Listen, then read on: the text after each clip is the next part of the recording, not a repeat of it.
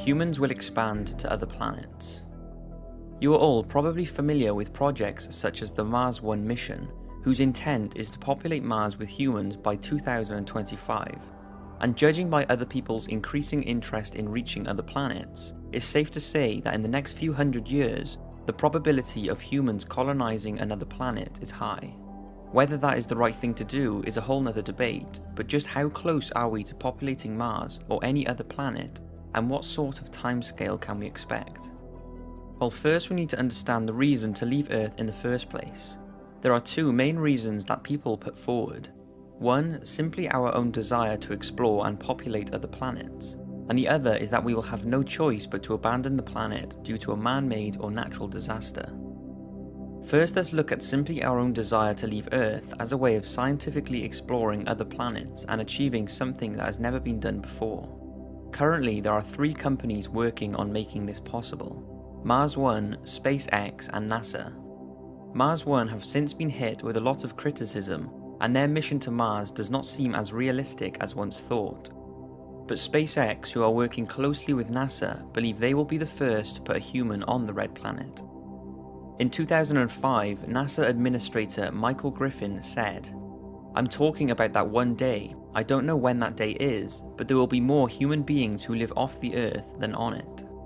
So according to him, eventually colonizing other planets is probably going to happen. But aside from our own desires to explore the universe, what if we had no choice but to leave Earth and head for a new planet to live? We already consume more a year than what our planet can safely sustain, and the World Wildlife Fund estimates that by 2030, we will be consuming 2 planets worth of natural resources yearly. Theoretical physicist and cosmologist Stephen Hawking has argued for space colonization as a means of saving humanity. In 2001, he predicted that the human race would become extinct within the next 1,000 years, unless colonies could be established in space. But who will be the first to get us to another planet? Mars seems to be the #1 planet to get to right now, and the Mars Colonial Transporter, which is a project by SpaceX to design and build reusable rocket engines, launch vehicles and space capsules to transport humans to Mars and return to Earth, want to put humans on Mars by 2026. And NASA recently announced that they would try to put a human on Mars in 2035. So this is all potentially going to happen in our lifetime. If you want to know a little more about the possibility of a mission to Mars, then you will probably enjoy the video I made a while back about Mars 1. And even though a candidate for the one-way mission to Mars said that the whole thing is dangerously flawed, so the mission probably won't be happening, I still point out a lot of information that is relevant to human colonization of planets. Personally, I don't think we have any idea how to control this planet, let alone trying to populate another. Most of our ocean isn't even explored yet.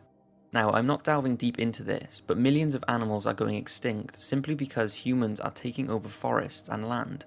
Millions of people are being convicted of killing each other every year, and most countries are sinking deeper into debt. Drug rates are up, alcoholism is up, murder is up, and illness and obesity are up. Although I am all up for the thought of populating other planets, you can't help but feel it might be a good idea to sort out this planet before we think about leaving it. Our characteristics. There is no denying that our characteristics and features have changed over the years, and if you've ever wondered whether they will continue to change, then you're not alone. Scientists have been looking into this for a while, and have come up with some remarkable theories on how our appearance and characteristics may change in the years to come.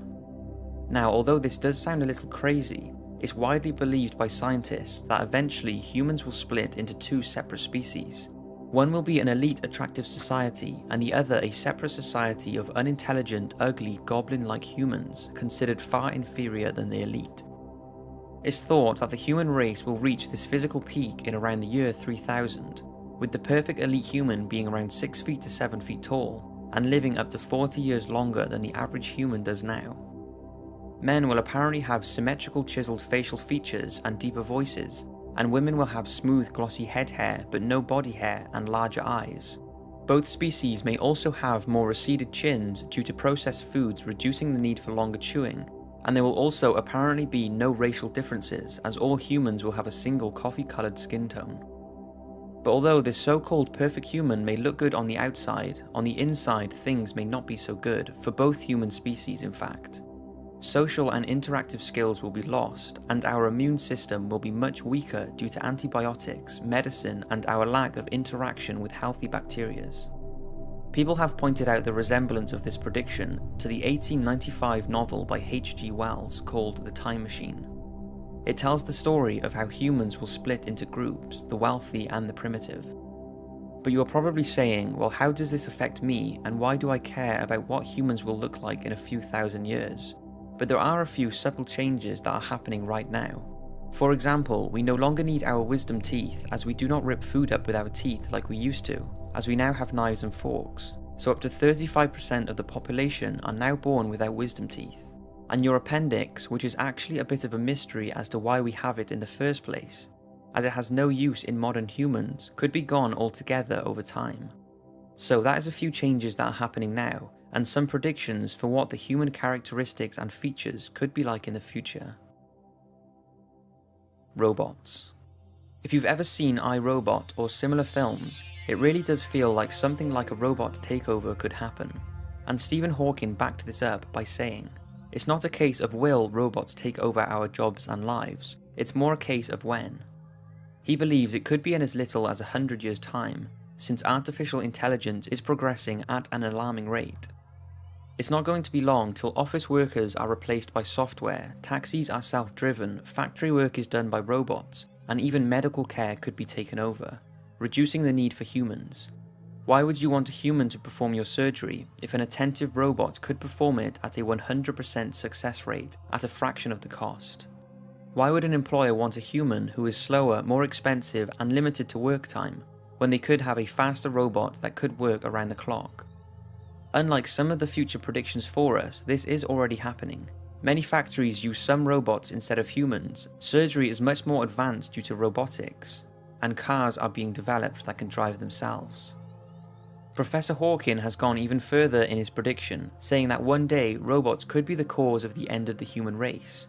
He fears if we do not ensure computers are aligned to human goals, they could evolve faster and stronger than humans, becoming smarter and more intelligent than their human developers, with the potential to no longer need human intervention and be able to redesign themselves at an ever-increasing rate, leaving humans unable to compete and ultimately replaced by machines.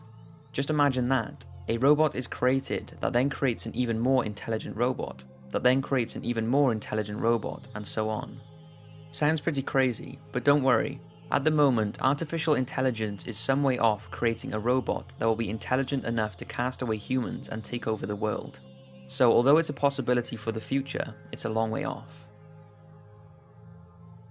So what if we are in fact the robots? Transhumanism is a movement of improving the human condition through the use of technology, and one of the core beliefs is that it will create eternal life through genetic engineering, nanotech, cloning, and other ever-emerging technologies. It's a distinct possibility. Unlike the creation of robots, transhumanism will create humans with technologically enhanced super features and strengths, boosting physical, intellectual, and psychological capabilities beyond anything a human could naturally achieve. A form of transhumanism is already being used by the US military to train snipers. It's called transcranial direct current stimulation, or TDCS, and it speeds up reaction times and learning speed by running a very weak electric current through the brain. A more extreme version of this could see our minds uploaded to a computer in an attempt to preserve the details held in the brain, providing a permanent backup of the brain, meaning long after a person has died, we will still have a copy of their functions stored in a mind file. This could then be implanted into a robot or another type of functional body, and also imagine we could upload skills and intelligence to our own brains at will. Now that is truly insane. You may have also seen some very cool technology being tested out called powered exoskeleton or exosuits that will allow soldiers to run, walk, and jump with the help of hydraulics and motors. This could drastically change the way soldiers fight in battle and is definitely something to keep an eye out for in the future. But these suits are not just for warfare. There was a shipyard in South Korea that tested a robotic suit on their workers that gave them superhuman strength. They are hoping to continue the development of their suit in order for workers to be able to lift 200 pounds at ease, which will reduce the need for other machines and increase workflow. Despite the obvious benefits of transhumanism, many have pointed out the potential dangers. Just think, if everyone started to live way beyond life expectancy, the Earth would become very overpopulated. But maybe one day, just like smartphones today seem nothing out of the ordinary to the current generations, being able to download things onto your brain, have robotic limbs, and even control your heart and other functions with a device will be a normal thing in a few thousand years. There will be no future. All of this planning may not even become of anything, because what if there is no future? Many people believe that the world is going to end, and over the years there have been many predictions and even specific dates as to when this will happen. You may have seen my video about times we could have come close to extinction, but what about extinction in the future? I could go on and on about some things that could end life, such as an all-out nuclear war, a polar shift, giant earthquakes and asteroids, but a more worrying thing that I'll focus on that is very interesting is called a solar storm, and could give us only 12 hours warning before potentially destroying life as we know it. Almost every second, the sun shoots a burst of charged subatomic particles in the form of solar wind into space at speeds of 1 million miles per hour. Fortunately, this wind is weak enough not to penetrate the Earth's magnetic field, but scientists say it's only a matter of time before a devastating eruption on the surface of the sun comes hurtling towards us with catastrophic consequences. The Earth could experience an energy explosion the equivalent to 10 billion Hiroshima bombs all exploding at the same time. It would destroy communication systems and vital services such as sanitation, medicine, power and transport networks, and the world would be plunged into darkness. With the world reliance on technology, although most of us would survive the initial impact, the damage would bring the world to a virtual standstill. What is perhaps more worrying is that scientists predict that there is a 1% chance of Earth being hit by a solar storm with little or no warning.